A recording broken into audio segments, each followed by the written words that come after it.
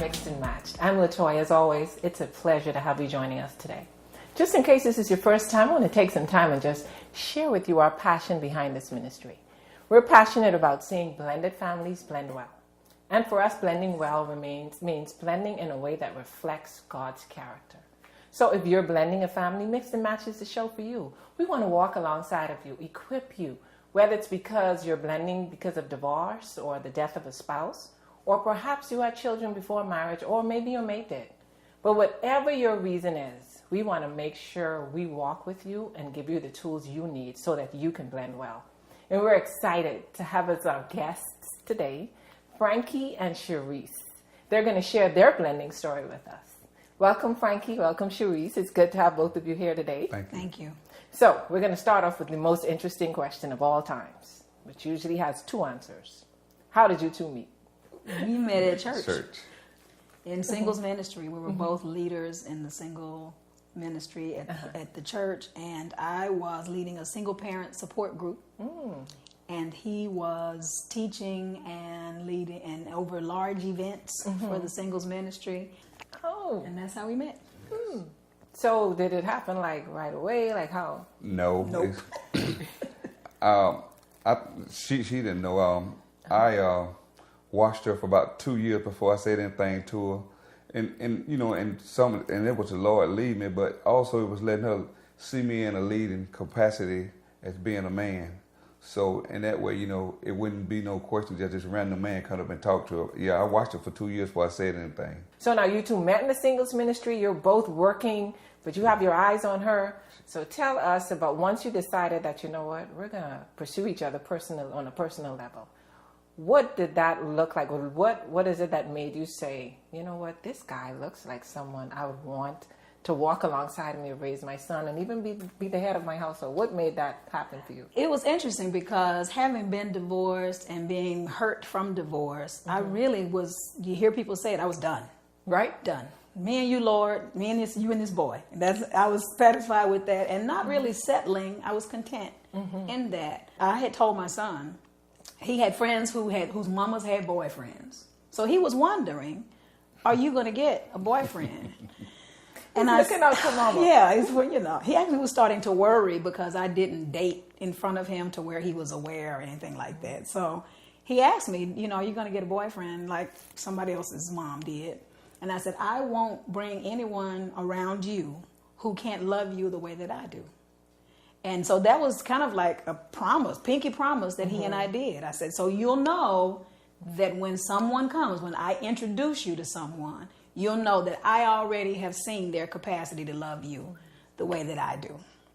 So he was like, cool.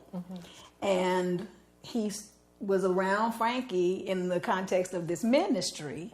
And one day he came home and said, you know, Mr. Frankie is single. And he loves the Lord. And I mean, Mom, you know.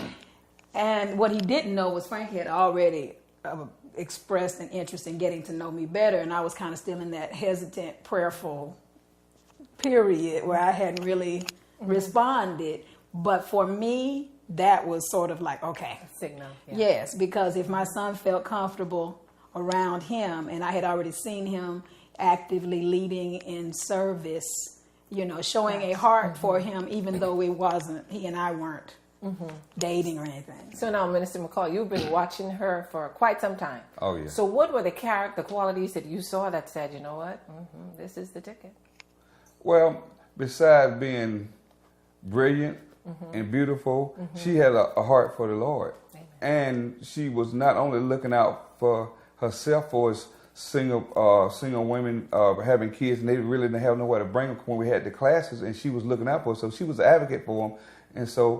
And I stayed outside of the, I started just getting my clothes just going because I knew the Lord led me to the church and said, your wife is in the church. And so when I saw her, it was just instant. I knew it from the first day I saw her, that's going to be my wife because the Holy Spirit told me. That was just how, but he said, no, not now, wait. So I waited 2 years. And that's not like me. You know my character. It's not like me. And she never knew it. Wow, that's amazing. I just taught the classes and have clothes and go to work and just really didn't interact too much with them after church. Yeah, that's so beautiful. So now, once you two decided this is what we're going to do, what were some of the challenges you faced trying to blend the family? I think the first challenge we faced was that my ex-husband was a very active parent, long distance, but still very fully present. And I needed to make sure that he understood that there was going to be someone else around his son. So the challenge there was to make sure we did not damage my son's relationship with his father by creating some sort of uncomfortable situation. We didn't want it to be us against him or him against us. So we kind of had to manage that. I had to have a conversation with my ex-husband to say, there is someone, and this is what this looks like. And he knew me well enough to know that if I brought it to him, that he should start preparing himself, that there would be another male presence in his life. So that was probably the first challenge. I think from a co-parenting perspective, he witnessed me struggling as a parent in a situation with my son behaviorally. And I didn't know what to do. I was at church upset, and he stepped in. We were already dating, but we weren't engaged yet. And he stepped in and said, let me help you, allow me to help. And he did help in a way that was very effective, and it started to forge the relationship between he and my son at that point, because it was a boy, you know. And yeah, he had a dad, but his dad wasn't here physically present, and I needed help then. And it was really a situation where a male was needed, and he did it. He did it. One of the powerful themes I see coming out as you two speak in regards to blended families is all about the foundation that you lay. You got to. You know, how are you preparing before you get into this? And not just when you meet a person, but like sounds like Sharice was cultivating a lifestyle that was easy to bring someone in. Because sometimes it's difficult to do it if you're not doing that. Right. So great. That's a great theme you all just brought up. Love it. Well, and I really only did that because I had experienced some pain and hurt as a child, having been kind of dragged through my mother's relationships. She was a divorcee, and so I was like, okay, when I have a child, I always knew I won't do that. Right. I will not just spring relationships on my child. I won't enter into relationships that I haven't prayed about. I won't drag my child through something just to make them experience loss and separation. Amazing how God just writes our story, uses our whole history to make us what he wants us to be today. It's amazing. Just amazing. So what are some of the, you spoke about the relationship with your ex-husband, making sure that was solidified and that challenge. But when you look back at all the stuff you've done and now you've blended this family, how old is your son now? 21. 21. From 6 to 21. What would you say have been some of the greatest blessings? For me, I would say it's a blessing, and it is. He wrote a thesis. Was it a thesis or paper? He wrote a paper. He wrote a paper, and he used me, both of us, both dad, and he was saying how he had structured his life, and that was powerful.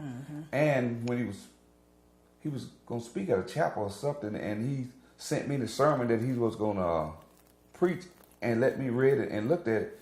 And the same values that we had for him, he had it in that speech, because it's all about community. You build that foundation, it's all about community. So the stuff sometimes, if you're teaching a child and you don't think it's registering with him, as they go on and you start seeing it, it makes you feel like, wow, that's a sense of accomplishment. This story is just warming my heart, just to see how you understand that beauty of bringing the whole family together and everyone has their space and is valued the same way. It's beautiful. Sharice, what do you say has been a great blessing for you? I think that us co-parenting him, it did bring us closer together, and that was a blessing because we were on one accord, but we had to face the challenges together. And so we initially got married with the understanding that Zachary was going to be it, that my son was going to be it, no more kids. And then about 2 years into marriage, we both started thinking, we want another kid. But because we had promised each other or agreed that we weren't going to do it, we weren't telling each other. We were telling another couple. He was telling the husband of another couple, and I was telling the wife. And so she said, you need to talk to your husband, because she knew what he was telling her husband. We both wanted a baby, but neither one of us was willing to Wanted to say it because like we you had were made this betraying agreement. it. Yeah. And so I did. I went to him and said, I really, after co-parenting with you, and he didn't have any biological children of his own, and he's such a fabulous dad. And I said, I really think I want to have another baby. And he was like, yep. Let's do it. And Let's so get this done. we now have a 9-year-old daughter, and she is a tremendous blessing. And I think that what is so powerful is that our son never felt like, and he's told us this, I'm not speaking for him, he never felt like he was my son and she is our daughter. He always felt like she's just another addition to our family. And it was very evident. When she was born, he wore a shirt that said he was her big brother. And it was so that our family is truly meshed in the way that God intended, because we don't have any lines of demarcation. He disciplines both. I discipline both. We love both.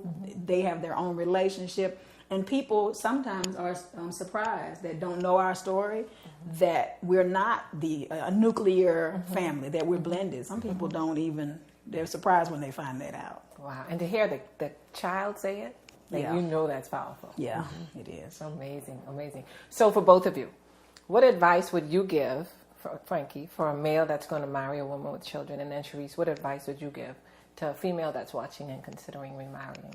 I think I would tell women to remember that while you do have, and it's given to you by God, these desires to have a partner, to be covered, to be loved, to be cared for, those are things that God gave us. But we should never prioritize them over what God has for us. We don't know what his plan is for us. We just have to pray and seek and submit and have that relationship with God, because the closeness in the relationship with God will lead you toward his will.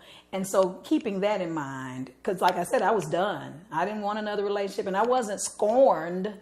I just felt like, I'm good. I'm good.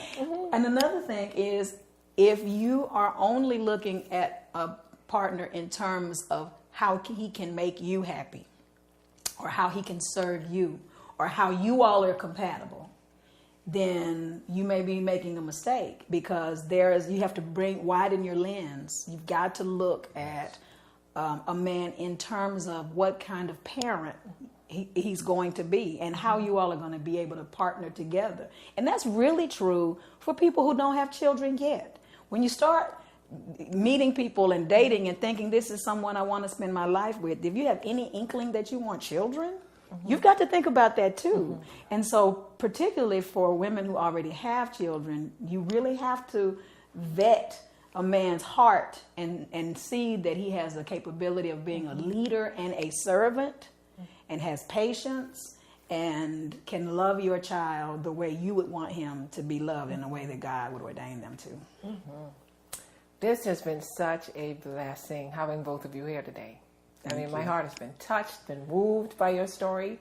Even though I heard it before, I could hear it 10,000 more times, because it just represents so much of God's character. So thank you both so much for joining us today.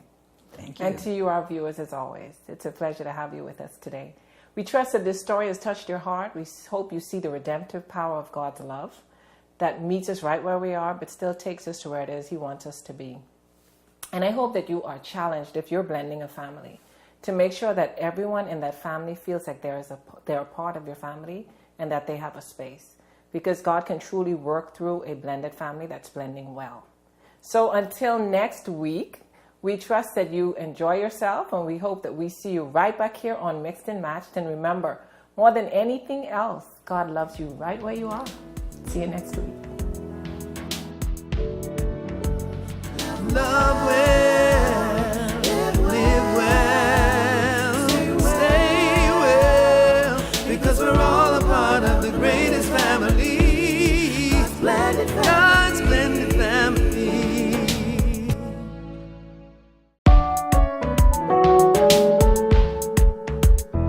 Oh, family is unity, sharing one commonality, building love with sincerity, each one connected to show God God's love.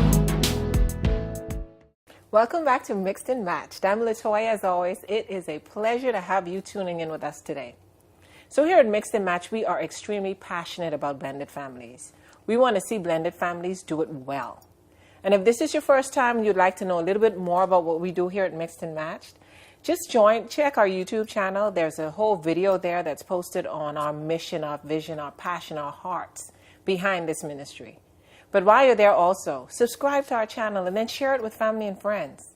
You can find us at Mixed Matched on YouTube. Today I'm excited.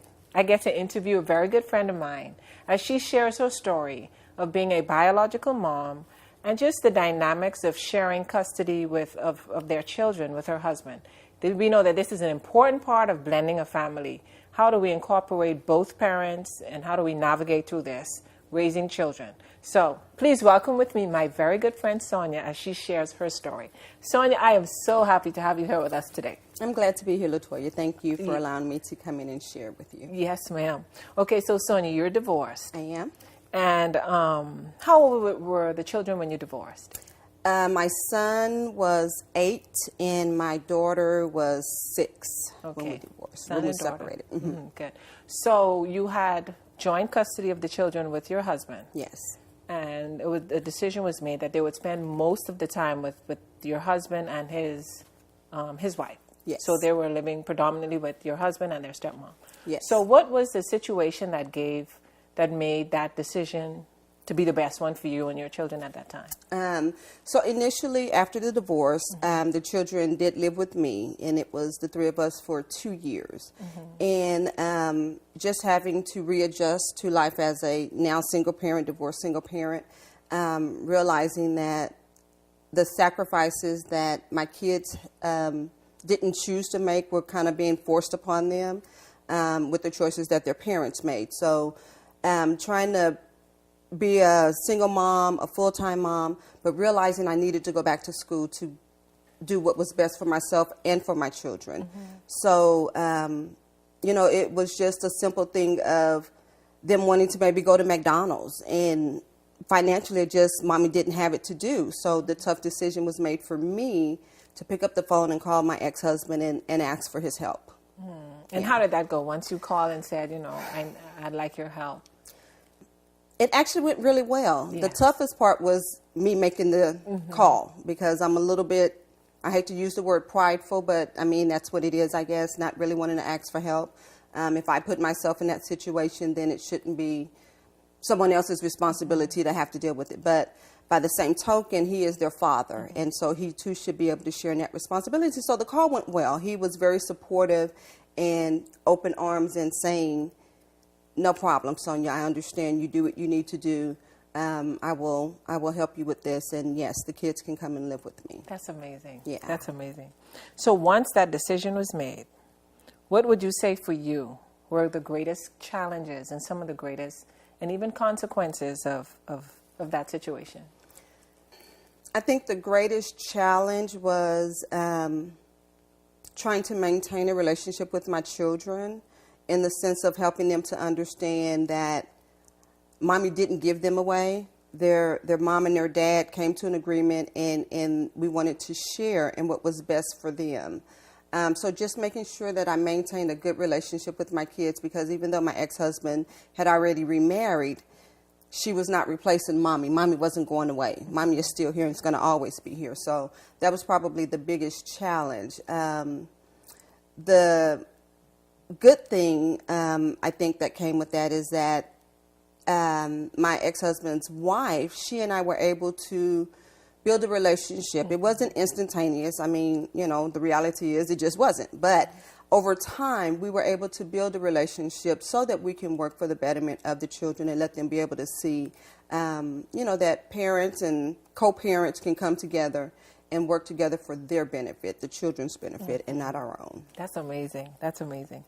So what would you say in this situation? Because I know mother to mother, that's a tough choice to make. Absolutely. You know, and I understand, how you're portraying your heart concerning that. Yeah. And in that there were challenges. But what are some of the good things that you saw that came out of this?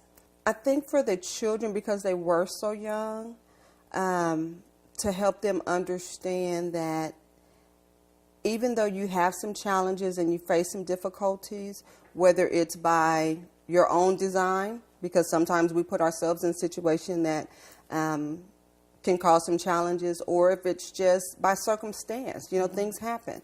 But for them to be able to see, they have a huge family now. So they have their natural family with my side, they have their natural family with their dad's side, but then they also, you know, built a relationship with their co-parents' family, that side of the family as well. So just showing them that you can be loved from a lot of many different places. It doesn't just have to be your natural parents, because sometimes that doesn't always work out, and especially if there's a divorce, and they don't always work out to be as pleasant as this one did, by the grace of God, turn out to be.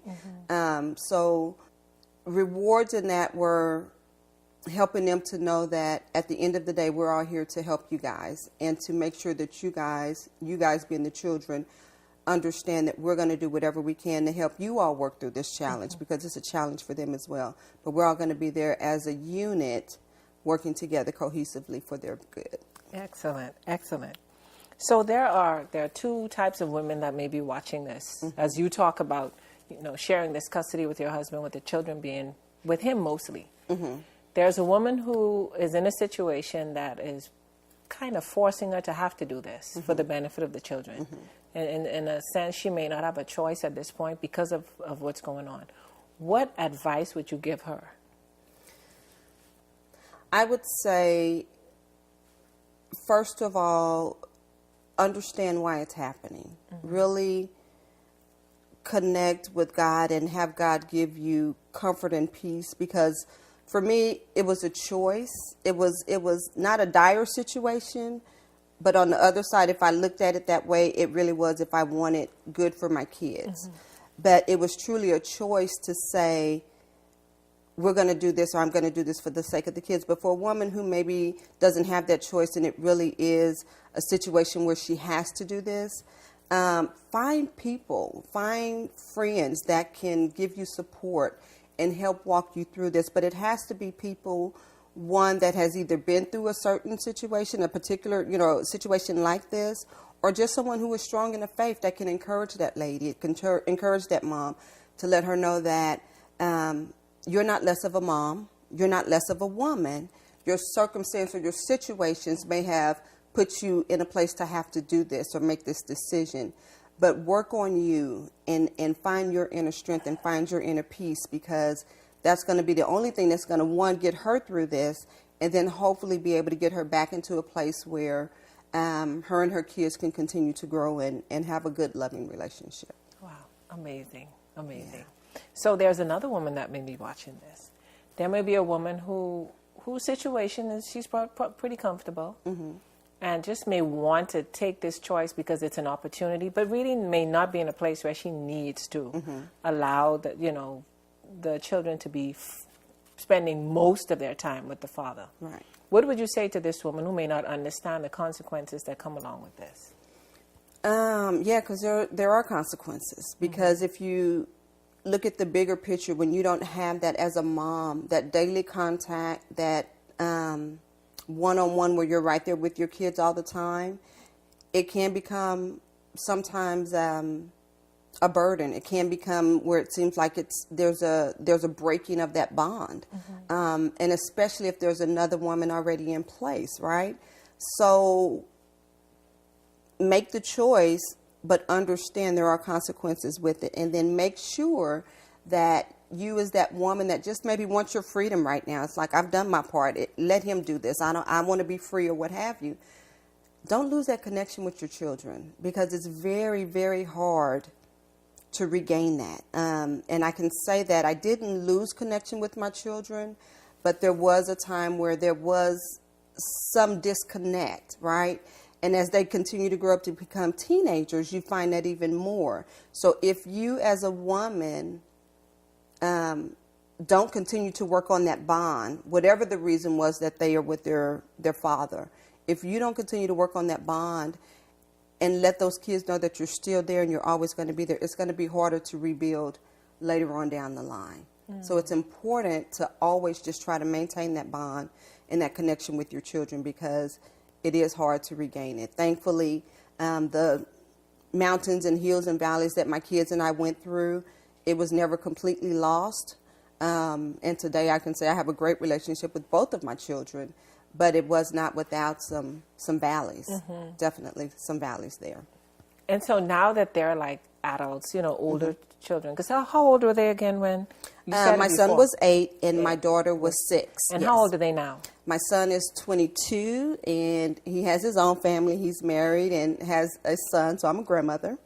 And then my daughter is 21 and she is in her 3rd year of college. So, because you talked a little bit about the disconnect. So just tell us some of the things that you worked on to help reconnect, help build that, like what some practical things you did. Just constantly staying in their face, so to speak, because, we know our kids. We want them to call or we want them to sit down and talk and have conversation. And whether they're in the house or not, that's not something they're going to be willing to do constantly, right? So I just stayed in contact. I continued. I'm always calling and I'm always reaching out. If I get, the 2-second, hey, I'm fine, for me, that was better than nothing. So just constantly staying there. And for their holiday time, during spring breaks, I would go to where they were and spend that week with them. Or for their Christmas breaks, they would come to me because they would have more time. So, just constantly, I'm there. I'm not going away. I'm going to be right here, and you're going to get tired of me. But guess what? I have that right. I'm your mother. So just staying connected. Yeah. Sonia, this has been amazing. And because the beauty of it is, this requires you to be vulnerable. Yeah, absolutely. To be vulnerable, and that takes a lot of courage, and it takes a lot of strength. Yeah. But what I know for certain is that there's someone that's going to watch this whose life is going to be impacted by it. I hope so. Because what we want to do, what we do, and what you've helped us do today is be real. Yeah. About the situations, the circumstances that blended families experience. Yeah. You brought a reality for women Yeah. that they experience. And as a mom, that's not easy. It's not. It's not easy It at can be all. a challenge, but and I just think the key thing for any woman, especially when there's another woman involved on the other side that is taking a part in raising their kids, is to remain confident in who you are. Don't lose your self-confidence, and don't, especially if you have daughters, don't let them feel like